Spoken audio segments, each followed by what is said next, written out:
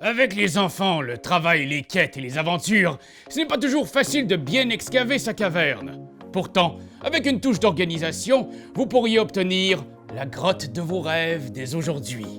Mon nom est Antonin Laroche, et aujourd'hui, on va transformer le décor de Raphaël. Bienvenue dans Passion Caverne.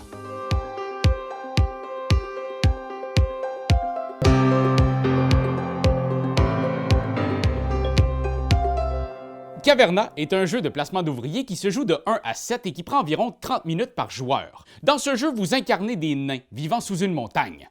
Vous devrez améliorer votre demeure souterraine, cultiver votre nourriture et trouver des richesses. À la fin de la partie, le joueur le plus fortuné gagne! Chaque joueur commence par prendre un plateau habitat. Prenez ensuite les disques et les étables de votre couleur. Ces disques représentent vos nains, votre clan. Au départ, vous n'en avez que 2 qui vivent dans l'entrée aménagée de votre caverne. Les autres sont mis de côté. Nommez ensuite un premier joueur. Ma petite vache à mal aux pattes, tirons-la. Celui-ci reçoit un jeton nourriture. Le deuxième joueur en reçoit un également, le troisième 3 et les autres 4 jetons nourriture. Et je vous préviens, ça mange beaucoup, ces nains. Placez ensuite les plateaux d'action au centre de la table selon le nombre de joueurs. Ils sont recto-verso, alors assurez-vous de choisir les plateaux indiquant le bon nombre de joueurs. Placez ensuite face cachée les 7 marqueurs récoltes sur les espaces 6 à 12, comme ceci. Mélangez les 12 cartes actions face cachée, puis sans les retourner, classez-les ainsi. Les 4 au bas de la pile, les 3 par-dessus, les 2, puis les 1 au sommet. Oh, et assurez-vous cependant que la 4e carte du dessus soit la carte Désir d'enfant. C'est une étape très importante.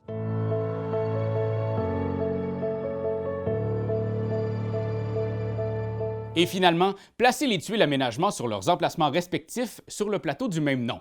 Bon, on est prêt, je crois, à se lancer dans l'action. Vous aurez 12 tours pour améliorer au maximum votre foyer et votre terrain. Chaque tour est divisé en 5 étapes. Étape numéro 1, nouvelle action. Prenez la première carte du paquet Action et mettez-la en jeu sur la case appropriée du plateau au centre. C'est un nouvel endroit où vos nains pourront travailler. Étape 2, ressources. Placez les ressources sur tous les espaces du plateau Action avec ce symbole flèche. Donc ici de la pierre, du rubis ici, etc. Placez les ressources exigées chaque tour, même s'il y a des restants des tours précédents. Ça s'accumule et c'est normal.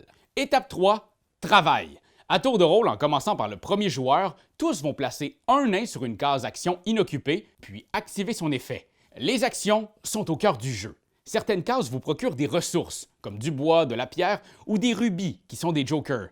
D'autres vous permettent d'ajouter des tuiles sur votre plateau personnel, pour défricher de la forêt autour de chez vous ou pour excaver votre caverne. Si vous placez une de ces tuiles, vous devez le faire de façon à ce qu'elle soit adjacente à un espace que vous occupez déjà. Notez aussi que si vous recouvrez une icône ressources, vous obtenez tout de suite la dite ressource bonus de la réserve générale. Il y a plusieurs actions possibles, alors je ne les détaillerai pas toutes. Ceux qui ont déjà joué à Agricola vont quand même reconnaître certaines options. Semez des légumes ou des céréales dans un de vos champs. Dépensez des ressources pour construire des aménagements dans un espace excavé de votre maison. Agrandir votre famille si vous avez suffisamment de chambres. Comme dans Agricola, une case pâturage clôturée peut abriter 2 animaux d'une même espèce, 2 fois plus si on y trouve une étable. Notez quelques différences concernant les animaux. Une forêt avec une étable peut accueillir un sanglier, un âne peut être placé sur une mine et vous pouvez accumuler des moutons si vous avez assez de chiens sur la case pour les surveiller. Les autres actions sont plutôt simples et les cartes expliquent bien leurs effets. Il y a quand même une autre action très importante à expliquer. Certains espaces vous permettent de transformer du charbon en armes. Par exemple, ici, je peux dépenser de 1 à 8 charbons pour augmenter d'autant la force de mon nain. Si je paye 4 charbons, je peux placer ce jeton arme 4 sur mon disque. Ce nain armé peut donc maintenant se rendre sur des cases expédition.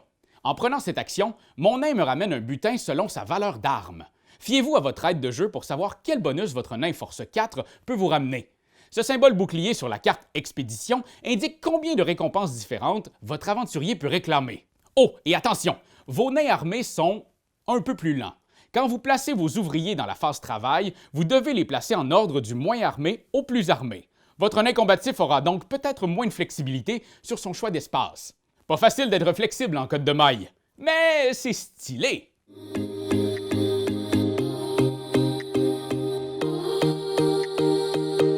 Étape 4, récupérez tous vos disques. Tous vos nains rentrent à la maison. Étape 5, récolte. Si vous voyez ce symbole avec une feuille à la fin de votre tour en cours, il y a une récolte.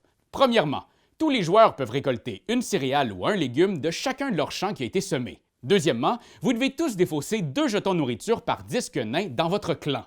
Un seul si c'est un nouveau disque qui est né ce tour-ci.